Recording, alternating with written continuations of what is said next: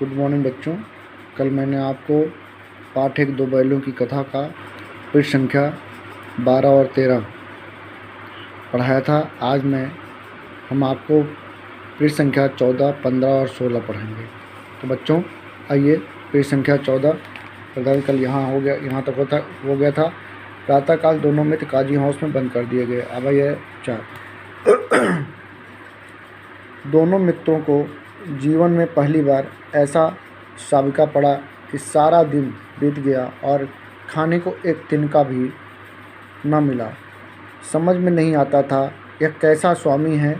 इससे तो गया फिर भी अच्छा था। यहाँ कई भैंसें थीं, कई बकरियाँ, कई घोड़े, कई गधे, पर किसी के सामने चारा न था। सब जमीन पर मुर्दों की तरह पड़े थे। कई तो इतने कमज़ोर हो गए थे कि खड़े भी न हो सकते थे। सारा दिन दोनों मित्र फाटक की ओर टकटकी लगाए ताकते रहे, पर कोई चारा लेकर आता न दिखाई दिया। तब दोनों ने दीवार की नमकीन मिट्टी चाटनी शुरू की, पर इससे क्या तृप्ति होती। रात को जब कुछ भोजन न मिला तो हीरा के दिल में विद्रोह की ज्वाला दहक उठी।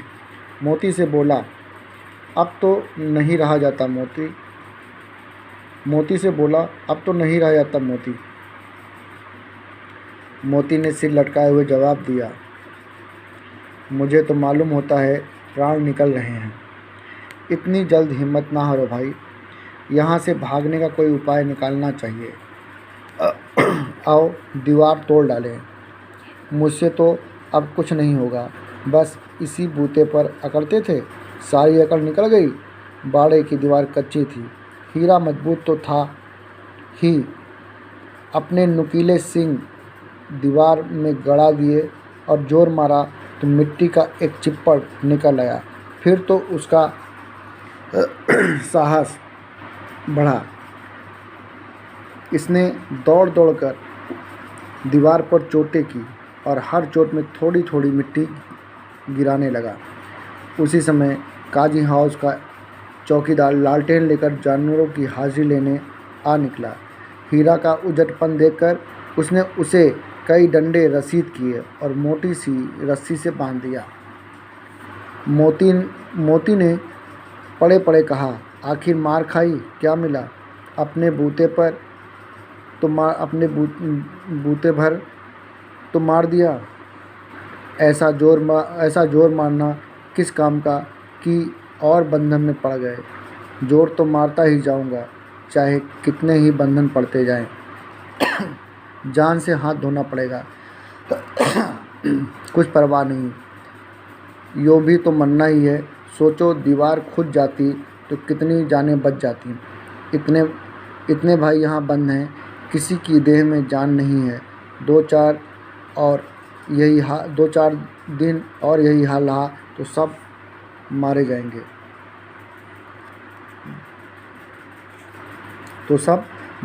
हाँ, यह बात तो है। अच्छा तो लाभ, फिर मैं भी जोर लगाता हूँ। मोती ने भी दीवार में उसी जगह सींग मारा।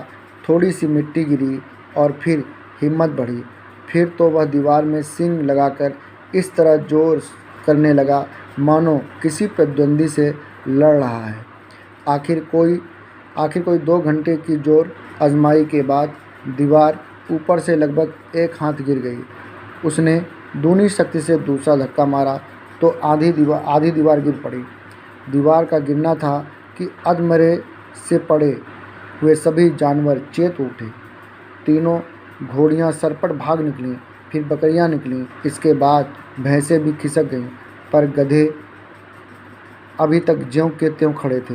हीरा ने पूछा, तुम दोनों क्यों नहीं भाग जाते? एक गधे ने कहा, जो कहीं फिर पकड़ लिए जाएं तो क्या हरज है।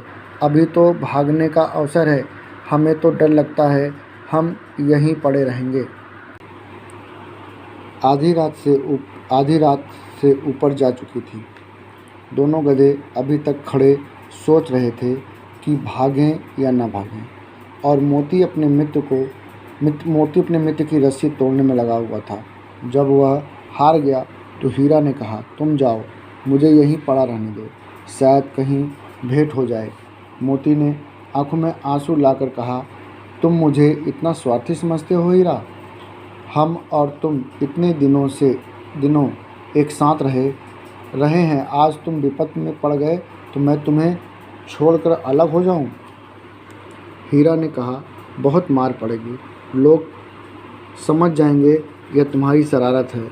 मोती गर्व से बोला, जिस अपराध के लिए तुम्हारे गले में बंधन पड़ा है उसके लिए अगर मुझ पर मार पड़े तो क्या चिंता। इतना तो हो ही गया है कि 9-10 प्राणियों की जान बच गई, वे सब आशीर्वाद देंगे।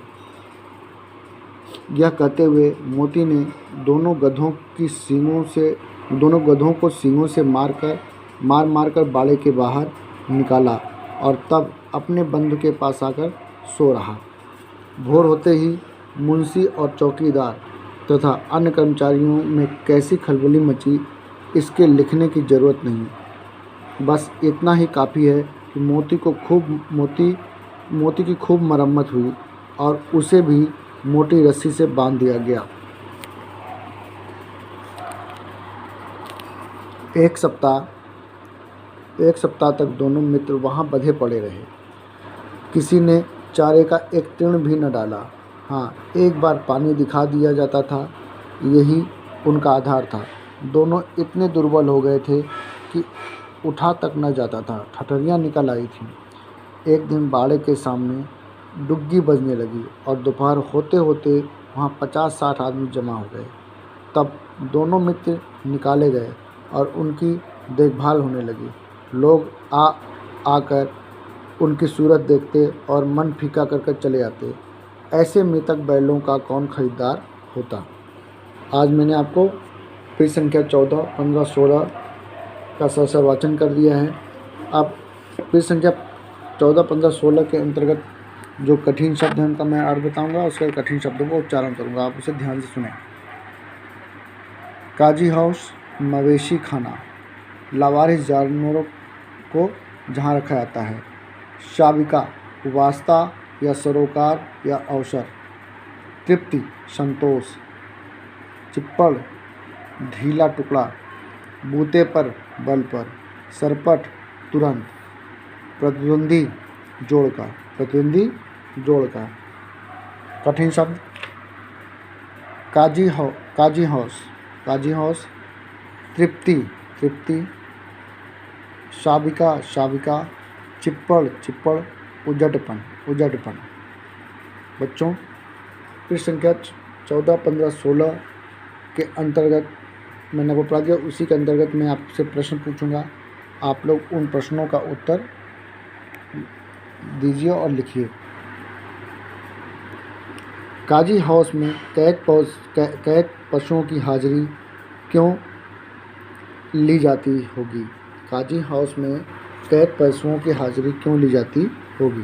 प्रश्न नंबर 2, किन घटनाओं से पता चलता है कि हीरा और मोती में गहरी दोस्ती थी?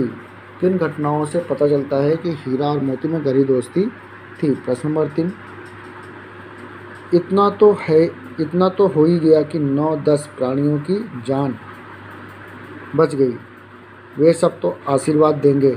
मोती के इस कथन के आलोक में उसकी विशेषताएं बताइए। फिर से देखिए, इतना तो हो ही गया कि 9-10 प्राणियों की जान बच गई, वे सब तो आशीर्वाद देंगे। मोती के इस कथन के आलोक में उसकी विशेषताएं बताइए। धन्यवाद बच्चों। कल मैं आपको पृष्ठ संख्या 17, 18, 19 पढ़ाऊँगा। धन्यवाद।